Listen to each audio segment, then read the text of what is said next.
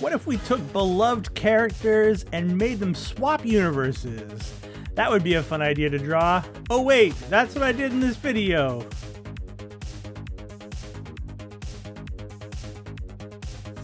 That's right, I rolled the dice and I got the Little Mermaid in The Witcher, and in reverse, The Witcher in The Little Mermaid.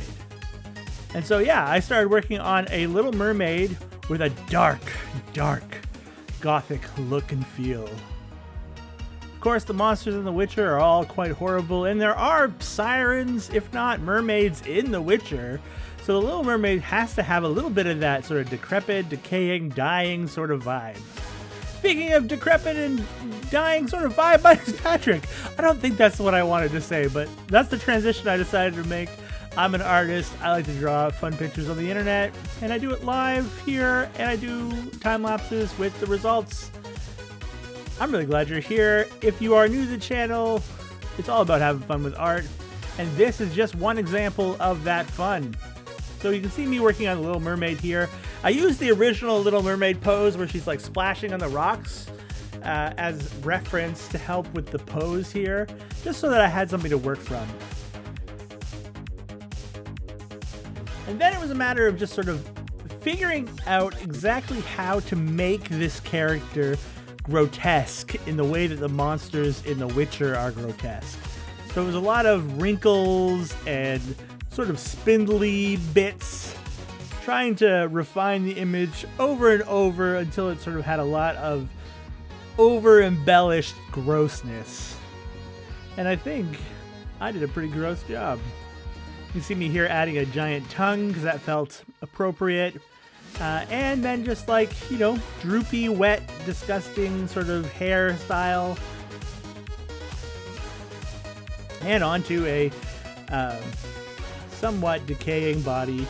It was an interesting question of how to deal with the shell bra that the Little Mermaid wears. Do we go for a shell bra? Do we land where they land? I decided to go for an emaciated look for this creature, implying that they are hungry, looking to devour, like many of the creatures in The Witcher are.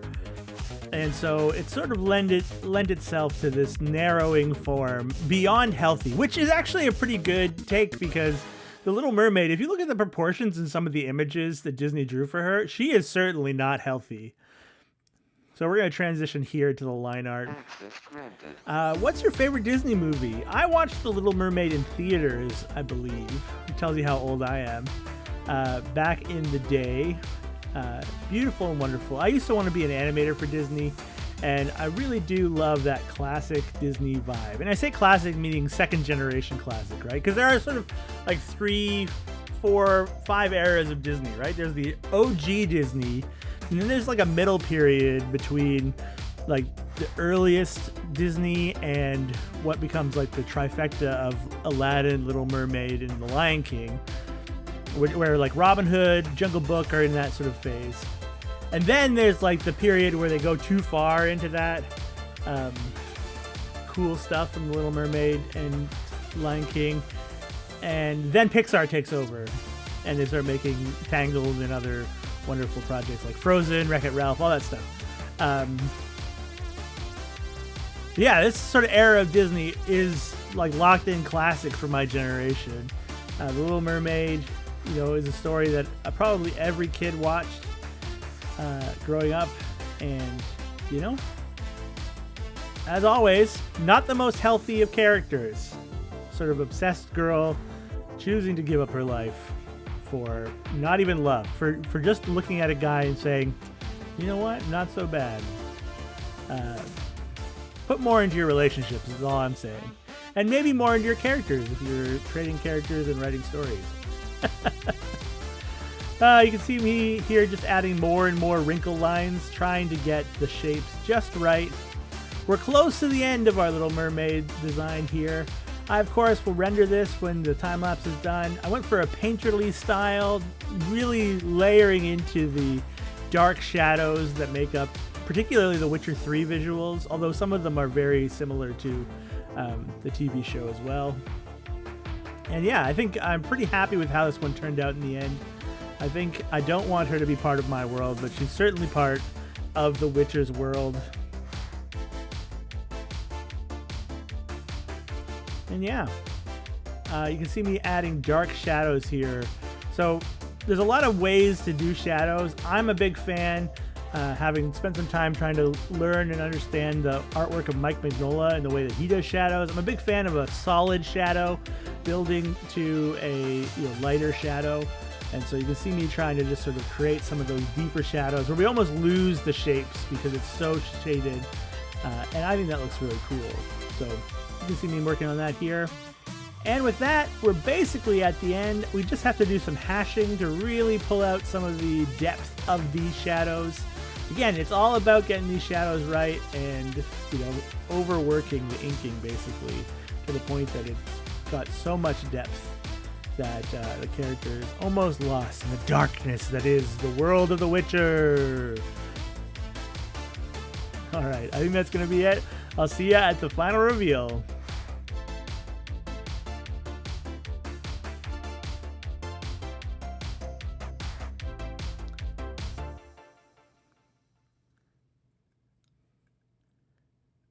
And now that we've placed the Little Mermaid in The Witcher, it's time to put The Witcher in the Little Mermaid.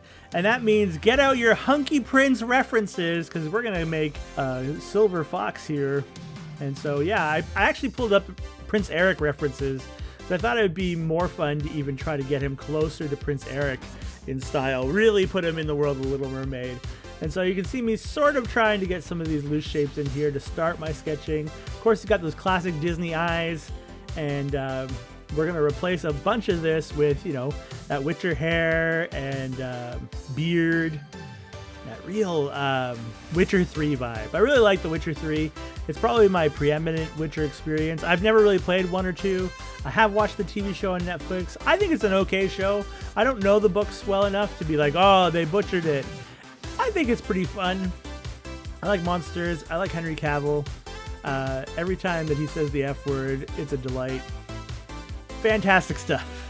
You can see me here trying to refine his face just to tighten it up, make it a little bit more natural to the character in question, and to make it more proportionally accurate. You can see that mouth was not in the right spot. But that's okay. That's what the sketch layer is for. We're just trying to do the work and get it done. You can see me now trying to build out some Witcher armor.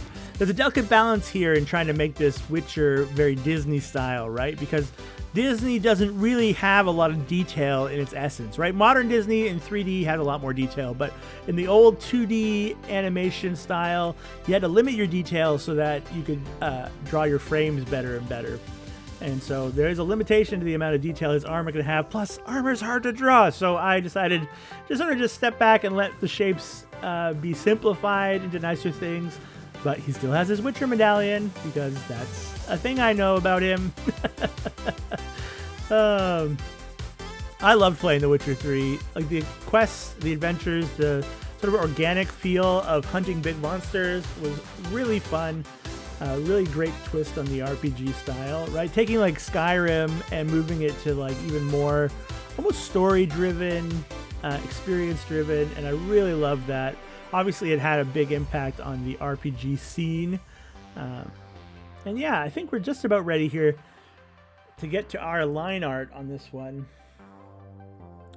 What is your favorite RPG video game? Is it Skyrim? Is it The Witcher 3?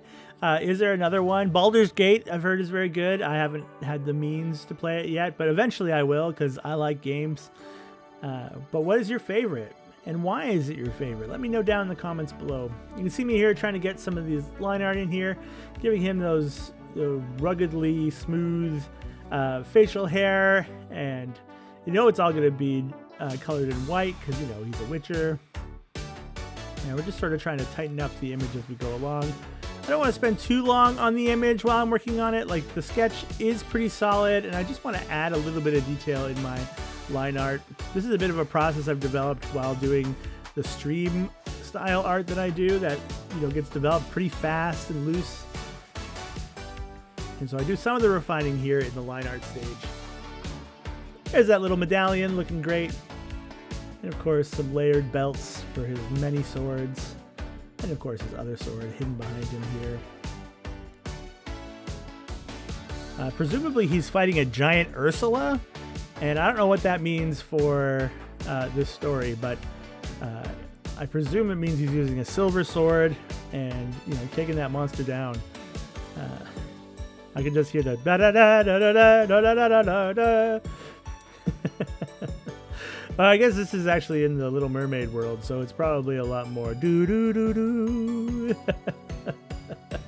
Okay, we can see the legs coming together here. I really actually like how this lineup turns out. Disney is a very difficult style to convey, and I've tried to do Disney many times, and often it bombs horribly, but this time it felt like it clicked for some reason, and I don't know what that reason is, so if my brain could register why, that would be awesome. Just going to refine some of these lines here just to get the shaping down. I'm adding a thicker line to the back to create some sense of shadow. And of course, we're going to put our shadow of Ursula here.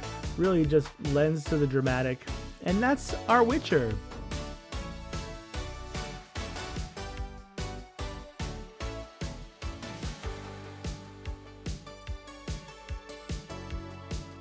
And with that, we have swapped the worlds of The Witcher and The Little Mermaid, and they now exist in each other's world.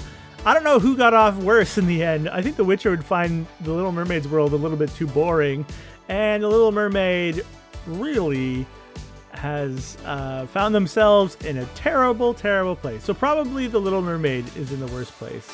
But this is the best place to be here on the internet. I like having fun and drawing pictures. I want to be a positive force for good on the internet. So look, get out there, have some fun, do the thing you want to do because you're worthy of love and respect and good things. But for now, we're at the end of our video. Make sure you subscribe and like and do all the YouTube stuff. I can talk. It's what I do for a living, apparently. That's going to be it for today. Till next time, keep being awesome. Bye.